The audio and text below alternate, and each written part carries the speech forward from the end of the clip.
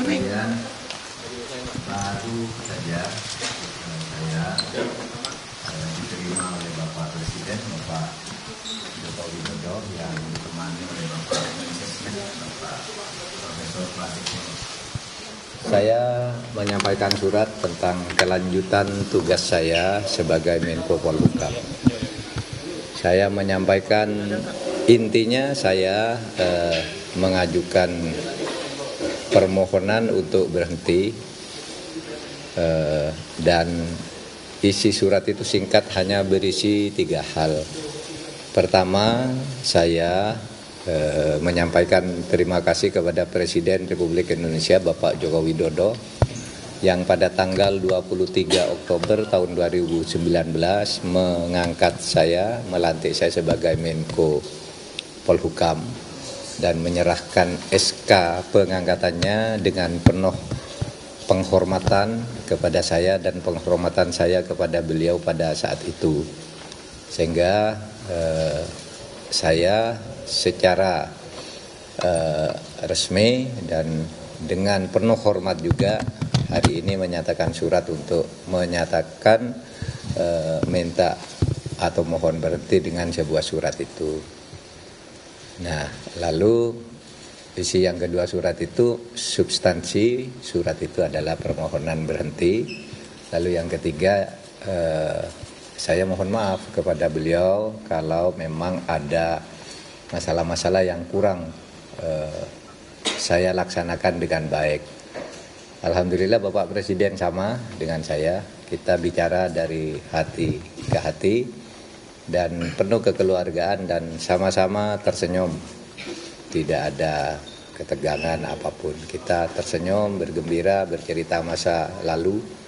Gitu. Ketika kita mulai bekerja, bahkan Pak Presiden mengatakan Pak Mahfud ini adalah Menko Polhukam terlama dalam sepanjang pemerintahan Pak Jokowi.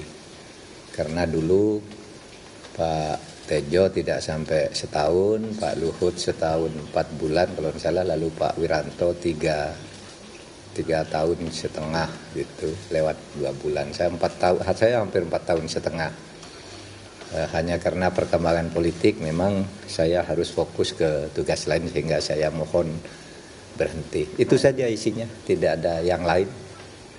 Pertemuan memang ya agak lama, lebih dari 10 menit karena memang banyak guraunya juga. Sebenarnya kalau isi suratnya sendiri selesai dalam waktu pendek. Kami tadi banyak bergurau dan bicara bahwa negara ini harus dibangun ke depan sesuai dengan tujuan negara kita, dan kita tidak mungkin sempurna, tidak mungkin bisa menyelesaikan semuanya dalam waktu yang pendek, dan tidak mungkin tahu semuanya tentang masalah yang kita hadapi. Sehingga kita harus bekerja sungguh-sungguh. Itu saja ya, tidak ada pertanyaan. Terima kasih. Apa? Kenapa? Loh ya itu tadi Pak Jokowi mengatakan, ya itu, terima kasih juga. Terima kasih sudah membantu 4 tahun dan dengan baik, tidak ada masalah. Ya beliau tadi yang menyebut bahwa saya paling lama Menko beliau, selama 2 periode beliau memimpin, yang paling lama itu Pak Mahfud katanya. Hah?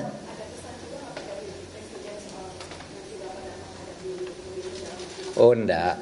Itu kan pesannya sudah umum ya, sudah ada di konstitusi, ada di undang-undang, enggak ada pesan lain.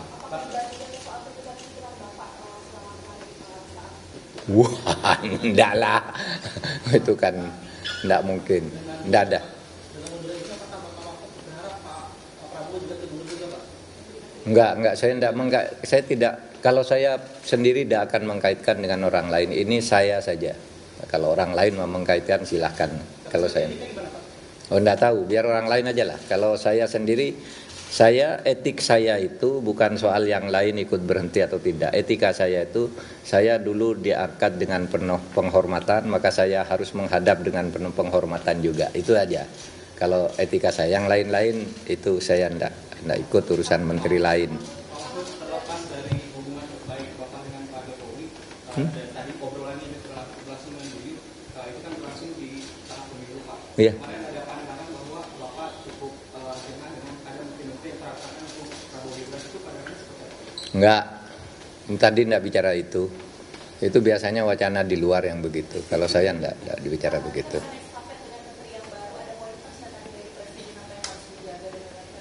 Enggak, karena tugasnya sudah rutin, cuma tugas yang masih menggantung di tengah saya yang masih dilanjutkan karena tugas resmi dari Presiden. Satu soal BLBI, kita yang dulu hampir kehilangan uang lebih dari 111 triliun, sekarang kita sudah berhasil menghimpun, mengkolek 35 triliun,8. Selama 1,5 tahun kami mengejar itu dan sisanya sudah kami petakan, ini harus ditagih lebih lanjut gitu. Lalu yang kedua, penyelesaian pelanggaran HAM berat, saya katakan untuk penyelesaian dari sudut korbannya itu terus berjalan sesuai dengan Inpres dan itu mendapat pujian resmi dari PBB. Pidato Dewan HAM PBB di Jenewa itu memberi penghargaan karena telah melakukan langkah-langkah lebih dulu dari langkah hukum yang masih rumit dan akan terus dikerjakan. Itu saya katakan itu masih terus berjalan. Lalu yang ketiga, undang-undang MK yang sekarang memang di tangan saya tahan dulu pada waktu itu dan saya sudah lapor Presiden dulu maupun tadi ini ditahan dulu karena tidak bagus ada aturan peralihan yang seperti itu. Tapi apapun nanti terserah pada pemerintah. Itu aja tadi. Iya sampai ada kepres. Enggak kan sampai ada kepres dong. Kalau belum ada kepresnya terus saya pergi kan colong pelayu.